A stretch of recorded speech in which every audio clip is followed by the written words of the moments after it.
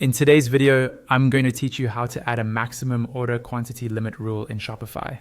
Setting a maximum order quantity is really useful if you want to control stock levels, prevent resellers from buying in bulk, or simply make sure more customers have a chance to buy your products. In this walkthrough, I'll show you exactly where this setting lives in your Shopify admin and how to adjust it safely. First, log into your Shopify account and go to your Shopify dashboard. This is your main admin area where you manage everything from products to orders and customers. Make sure you're on the correct store if you manage more than one.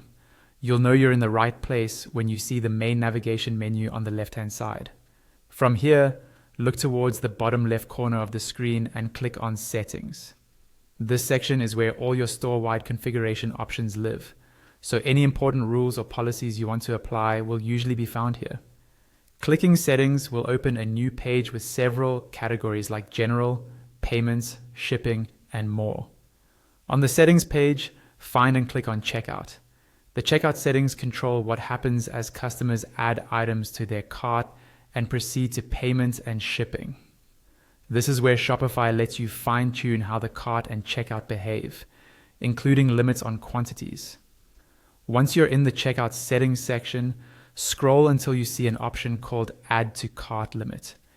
This is the feature that lets you restrict how many units of an item a customer can add to their cart. If you want to stop people from adding more than a certain amount in a single order, this is where you make that change. Next, click into the limit field to enter your new maximum order quantity. You can either type in the exact number you want or use the small arrow controls next to the field to increase or decrease the value. Think about your stock levels, your restock frequency, and your sales strategy when choosing this number. For example, you might set a smaller limit during a big promotion to avoid one person grabbing all the inventory. When you're happy with the number you've entered, click on Done.